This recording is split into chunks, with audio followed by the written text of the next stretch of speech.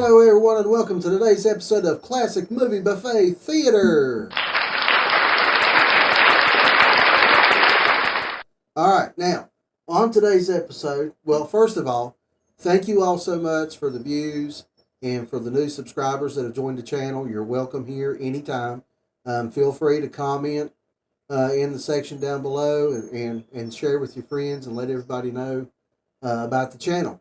So, with that being said, today's episode was supposed to originally be a Mikey's Saturday Nightmares, but I decided to go a different route, and this is actually a viewer submitted movie that they wanted to see on the channel. So, for today's episode, we are going to talk about a film that's not really a classic. Pardon me. It's not really a classic film. I mean, it's 16 years old, but it does have, like some of the other films on the channel, it does have a cult following. So, today's movie is from 2009, and it was directed by a fellow by the name of Marcus Dunstan. And he has also directed such films as The Neighbor, Unhuman, and All My Friends Are Dead. Now, that's a shortened title. It's AMFD, hashtag AMFD. So you'll find it either way. But anyhow, now I have seen none of those. Now, the Neighbor, they all look like something I would watch, like something I'd enjoy. So I may have to check those out and see if I like them or not. But today's movie is called The Collector. Now, the reason why I decided to do this film on Classic Movie Buffet Theater not only is because I think it's a 16-year-old classic film, but there's also a new sequel that is in pre-production called The Collected. So in honor of that, I decided to do this film today. Now, this film stars Josh Stewart, who plays the character of Arkin, and he's also played in such films as The Dark Knight Rises, Insidious, The Last Key, and a film called Malicious.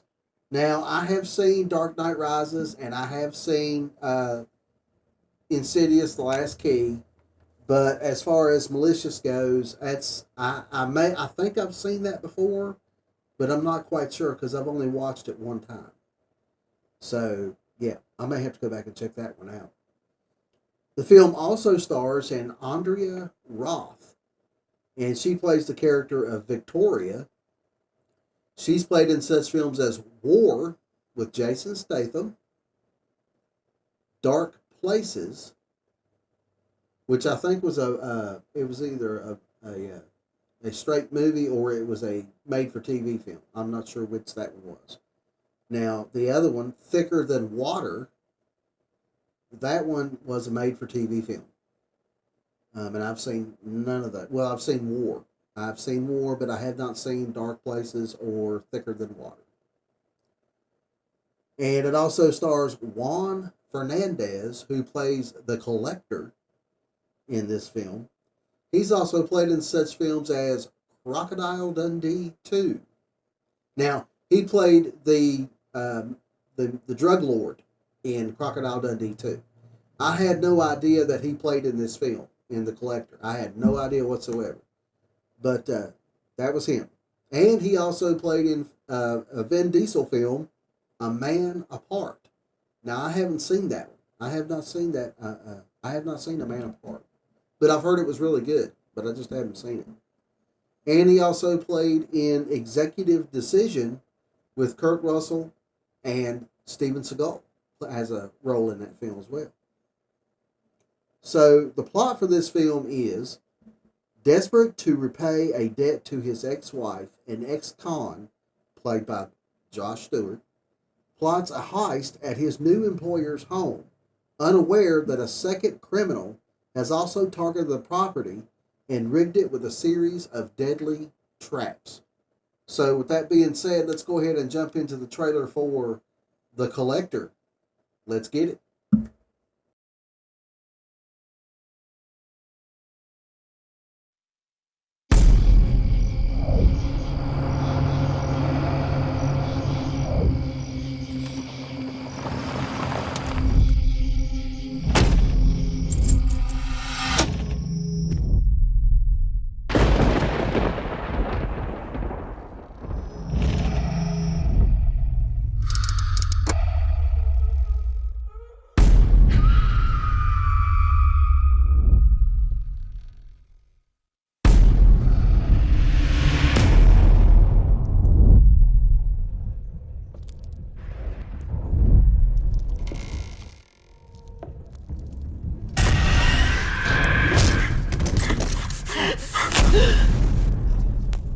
My family's in here.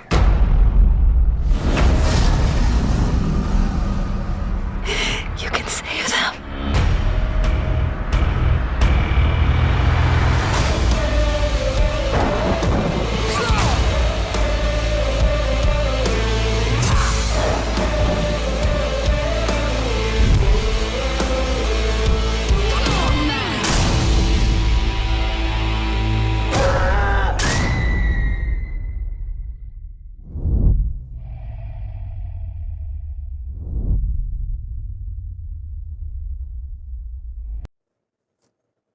All right, so that was the trailer for The Collector. There's some interesting notes about the film.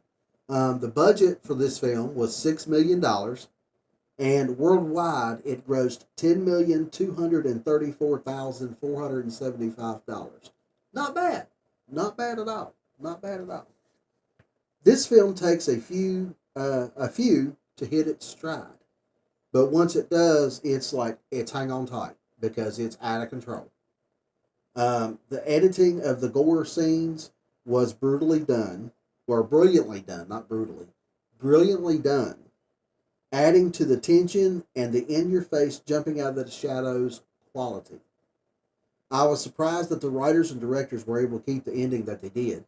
I thought maybe that in pre production or at the end, before they released it, they would cut the ending out, but they stuck with it.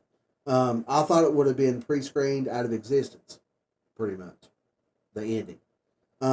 It's a lean, mean horror film that's not afraid to be cruel to the characters that are trapped inside the house.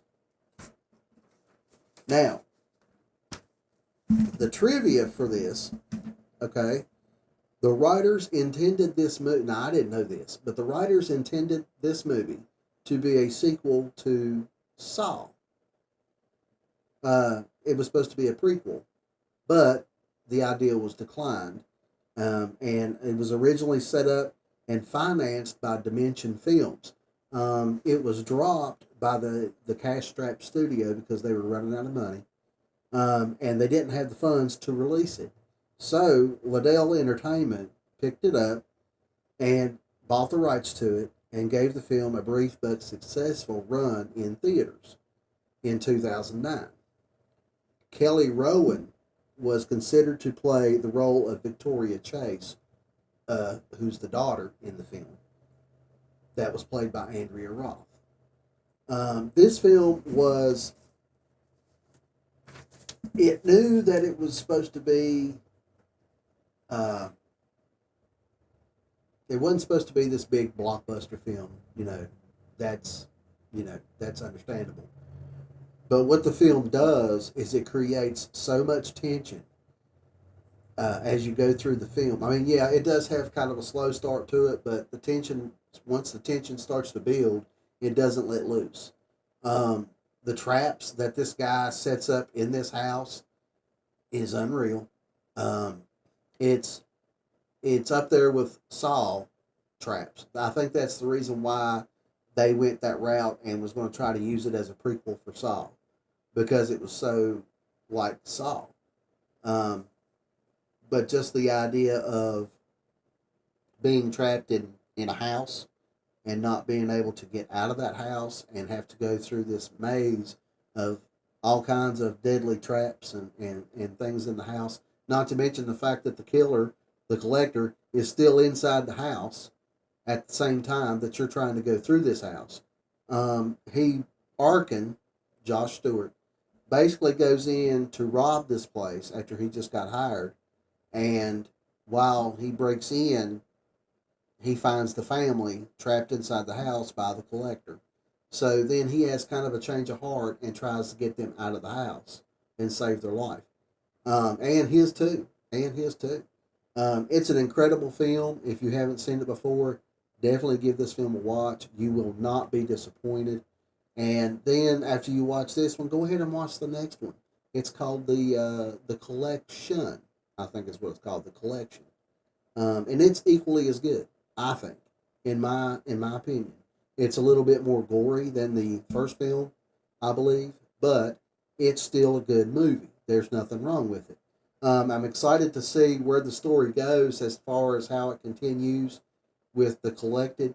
I hope that, like I said, it's just in pre-production, but I hope they do decide to pull this film and get it out there because I'm highly excited to see where the trilogy ends.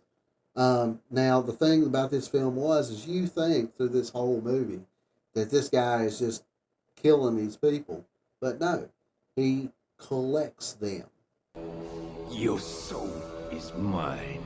No, not their souls. He collects them, the entire thing. Sorry, Shang Tsung, but this film was fantastic. It was kind of like below my radar when it first came out.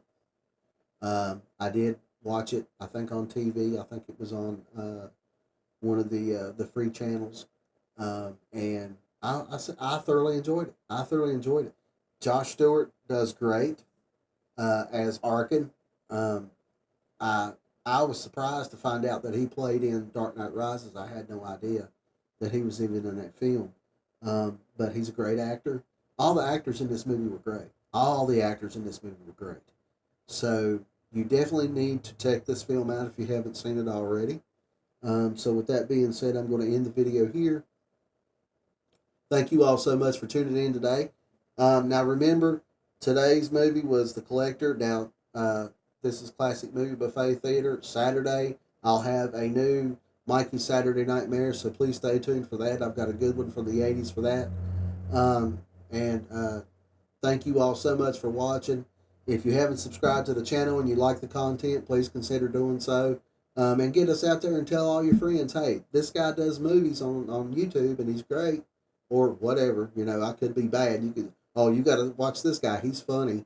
He's low budget, subpar, or whatever the case. But let them know that we're out there and get the channel out there and promote it a little bit, if you would please. It'd be greatly appreciated. And I will see you guys on Saturday for Mikey's Saturday Nightmares. Until then, bye-bye, folks.